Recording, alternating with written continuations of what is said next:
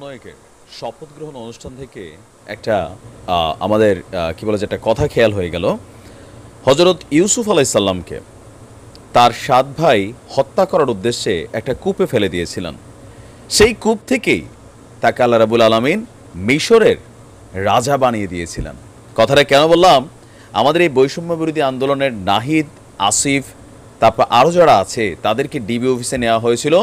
তখনও তারা জানতো না এই ডিবি অফিসের অন্ধকার কালো কুঠুরি তাদেরকে নতুন একটা জায়গা নিয়ে আসবে। আপনি ভাবতে পারেন আজকে আসিফ অথবা আমাদের নাহিদ যখন ঘুরছে তার পিছনে প্রটোকল আছে, রাষ্ট্রীয় সুযোগ সুবিধা সহ গর্বে বুক ভরে গেছে সত্যি। তবে সবারই আলোচনার বিষয় যে এই আন্দোলনের সবচেয়ে ট্যালেন্টেড পোলাটার নাম হচ্ছে সার্জিস আলম। কেন আসলে সার্জিস আলমকে এই কি বলে যে অন্তর্বর্তীকালীন সরকারের উপদেষ্টা মণ্ডলীতে রাখা হলো না? আপনি যদি দেখেন কথাবার্তা, চিন্তা ভাবনা, মেধা, মননশীলতায় প্রত্যেকটা মানুষকে টাচ করে গেছে সার্জিস আলম। প্রশ্ন আপনার মনে, আমি আপনাকে বলছি কি ঘটতে যাচ্ছে। দর্শক, আগে একটু পরিচয়টা দেই। পঞ্চগড়ের কারা আছেন? সার্জিস আলমের বাড়ি হচ্ছে পঞ্চগড়, ঢাকা বিশ্ববিদ্যালয়ের তুখুর মেধাবী ছাত্র।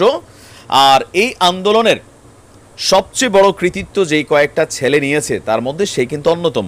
এবার আসেন কেন তাকে আসলে মানে এই গ্রুপটাতে নেওয়া হয় নাই। একটা মহা মাস্টার প্ল্যান চলছে।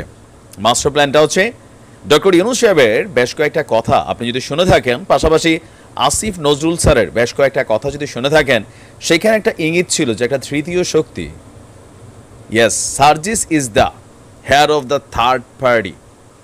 আগামীতে একটা নতুন রাজনৈতিক দল সামনে আসতে যাচ্ছে, আর এই রাজনৈতিক দলটা গঠন করার জন্য একটা লম্বা সময়ও কিন্তু পেতে যাচ্ছে এই অন্তর্বর্তীকালীন সরকারটা।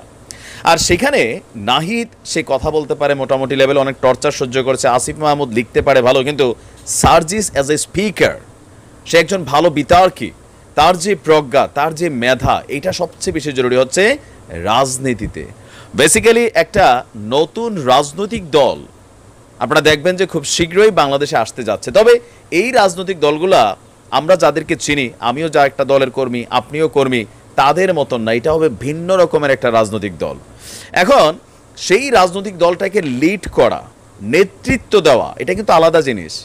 সরকারের উপদেষ্টা পদে বৈশা ওইখানে হচ্ছে কথা বলা, কিন্তু একটা দলের হেড হওয়া এটা কিন্তু খুবই মেধাবী বা খুবই মেধাসম্পন্ন মানুষের কাজ দরকার। তো সার্জিস অ্যাজ আ লিডার, এ যে কি বলা হয় যে টিমের মেইন, এই জায়গাগুলো থেকে সার্জিস আলমকে বেসিক্যালি আপকামিং যে তৃতীয় শক্তি বা তৃতীয় রাজনৈতিক দল বাংলাদেশের রাজনীতিতে অভ্যুত্থান ঘটতে যাচ্ছে, সেই টিমটারই হেড হচ্ছে সার্জিস। এখন অনেকেই মনে করছে যে ভাই, বাংলাদেশে আরেকটা রাজনৈতিক দলের দরকার কি?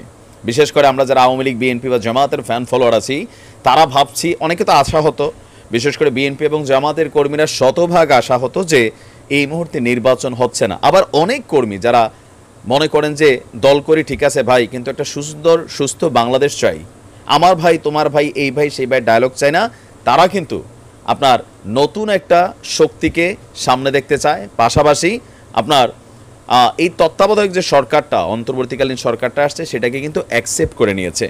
এখন তৃতীয় শক্তি আসলে আমি তো এখানে কোনো খারাপ কিছু দেখি না। মানুষ ভোটাধিকার প্রয়োগের সর্বোচ্চ সুযোগ সুবিধা পাবে, যেটা গত 53 বছরে যে সরকার ছিল, যারা যতটুকু পারছে ততটুকুই নির্বাচন কমিশনকে ম্যানিপুলেট করছে, কালো টাকার খেলা খেলছে। যারা দলের যোগ্য উত্তরসূরি, দলের যারা সর্বজন নন্দিত এলাকাতে জনপ্রিয় মানুষগুলা, বিএনপি বলেন, আওয়ামী লীগ বলেন, গত 53 বছর অনেকেই তাদের এলাকাতে মনোনয়নটা পায়নি। আর যার কারণে আওয়ামী লীগ এবং বিএনপি নামক দলগুলা গত 15 বছরে মোটামুটি রাজনীতির মাঠে ওই পরিমাণ প্রভাব বিস্তার করতে পারে। এখন কেন আসলে ভয়? আমার কাছে মনে হয় যে মাঠে একটা তৃতীয় শক্তি থাকলে আরো ভালো। এই সরকার সুস্থ একটা নির্বাচন দিবে, এই দলটাকে গ্রো আপ করার সুযোগ দিবে। আর এই দলটা যেহেতু কোনো পরিবারতান্ত্রিক দল না, বাংলাদেশে আমাদের সমস্যা হচ্ছে দুইটা রাজনৈতিক দল পরিবারকে কেন্দ্র করে। আপনি ইউরোপ আমেরিকার রাষ্ট্রগুলো উন্নত একটাই কারণ, পরিবারতান্ত্রিক দল নাই। আপনি ভারতে দেখেন পরিবারতান্ত্রিক দল ছিল, কংগ্রেসকে ঠেলা দিয়ে বিজেপি কেন উঠছে? কারণ বিজেপিও কিন্তু পরিবারতান্ত্রিক দল না। মোদি একজন চায় দোকানদার থেকে প্রধানমন্ত্রী হয়েছে, এগুলো কিন্তু একটা সিস্টেম আছে। সো বাংলাদেশও নতুন একটা ফেডারেল সিস্টেম, প্রত্যেকটা জায়গা থেকে তারা তাদের টিম তৈরি করবে। সেই টিমে থাকবে কে? সেই টিমে থাকবে ছাত্ররা। আর এমপি ইলেকশনে আগে যে ক্রাইটেরিয়াটা ছিল 25 বছর না হলে আপনি এমপি হওয়ার জন্য যোগ্যতা অর্জন করতে পারতেন না, সেইখানে আপনি যদি দেখবেন এই সরকারের আরেকজন প্রধান উপদেষ্টা ব্রিগেডিয়ার জেনারেল শাখাওয়াত হোসেন তিনি কিন্তু বলছিলেন যে একটা ছেলে 18 বছরে ভোট দিতে পারে, তাহলে 25 বছরে সে কেন গিয়া সংসদে যাওয়ার যোগ্যতা অর্জন করতে পারবে? সংবিধানকে পরিবর্তন করা হবে, এটাকে 20-এ আনা হবে। এখন 20-এ আনলে ইউনিভার্সিটিতে পড়ুয়া যে কোনো ছাত্র সে যদি তার এলাকাতে ভালো কাজ করে, মানুষ তাকে ট্রাস্ট করে, তাকে ভোট দেওয়ার জন্য সুযোগ হবে। আমি মনে করি এটা একটা বিশাল প্ল্যাটফর্ম। বাংলাদেশে আমরা যে জয় দলের ফ্যান ফলোয়ার হই না কেন, আমরাও চাই আমাদের দল থেকে একটা যোগ্য, সৎ, মেধাবী নেতৃত্ব বের হয়ে আসুক। ওই অমুক ভাই আছে, তার নেতাকর্মীরা প্রিয় অভিভাবক লেখা লেখা ধান্দাবাজি করবে, এলাকাতে সিন্ডিকেট করবে, ছিনতাই করবে, জিবি আদায় করবে, দোকান থেকে চাঁদাবাজি করবে, টেন্ডার ড্রপ করবে। That's not politics. 53 বছরে আমরা এগুলাতে আটকাইছিলাম। নতুন শক্তি আসুক, দেন কম্পিটিশনটা সেই হবে। মানুষেরা তো অপশনে ছিল দুইটা, জামাত এককভাবে নির্বাচন করতে পারে না বিএনপির সাথে, আর আওয়ামী লীগের মতন ওই 14 দলের অস্তিত্ব নাই, নেতা ছাড়া কোনো কর্মী নাই। এগুলো সিস্টেম দিয়ে কেউ একটা দুইটা সিট ভাগে নিয়ে বাংলাদেশ আজকে এই জায়গাতে নিয়ে আসছে। আর লুটপাট করছে সবাই, এটাই কিন্তু বাস্তবতা। আমরা এই কথাগুলো বলার জন্য ভিতরে সততা থাকতে হবে। দল করি তার মানে যে দল কানা। শুধুমাত্র এই তৃতীয় দলকে তারাই পছন্দ করছে না যারা মনে করতেছে এটা এমন একটা শক্তি যেটা আমাদের যে রাজনৈতিক দলগুলো আছে, আওয়ামী লীগ বিএনপিকে টেক্কা দিবে। তো দেখ না, সমস্যা কি? আমাদের দল থেকেও ভালো মেধাবী নেতৃত্ব আছে না, হাজার হাজার আছে, তারাও বের হয়ে আসবে টেক্কা দেওয়ার জন্য। ওই পুরানা বুড়া লাবুর সাবুর ক্ষমতায় নাই, 15 বছর পরে আবার আসছে, ওই নেতার অনুসারীরা সামনে আসবে, ওই নেতারা আসবে, তাদের ভাতিজারা ক্ষমতায় বসবে। এই জায়গাগুলো থেকে একটা টার্নিং পয়েন্ট আসছে ইনশাল্লাহ। তো দেখা যাক, আমরাও চাই একটা নতুন দল আসুক। আমাদের দলগুলো তথাকথিত সেই রাজনীতি, নেতার ছেলে নেতা, নেতার ভাতিজা নেতা, আর আমজনতা কর্মী মার খাবে, গুলি খাবে, নেতারা ভাইগা যাবে, এই রাজনীতিতে পরিবর্তন আসুক।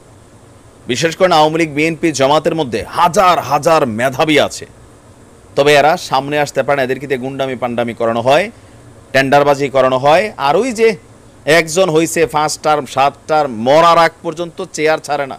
এরপর আবার তার বংশীয় পৈতৃক যারা আছে এরা এটারে generation to generation pick up করে। আপনি দেখেন, আওয়ামী লীগ বলেন, বিএনপি বলেন, 99% এমপি, মন্ত্রী, উপজেলা চেয়ারম্যান এদের নাতিপতি, এরা ছেলে বাপ ভাই বোন ভাতিজা, এরাই সিস্টেমটারে গিল্লা খাইয়া সারা বাংলাদেশে রাজনীতির সৌন্দর্যটা নষ্ট করে দিছে। লুটপাটে ব্যস্ত হয়েছিলাম আমরা সবাই।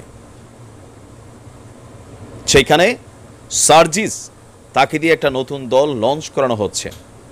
তো এটা খুবই ভালো সিদ্ধান্ত হয়েছে, কারণ আসিফ এবং কি বলা হয় যে আরেকটা ছেলে যে আছে, আমি ভুলে গেলাম নামটা, নাহিদ, তারা আবার রাজনৈতিক মাথা হিসেবে পারফেক্ট না। ইনশাআল্লাহ ভালো কিছু হবে।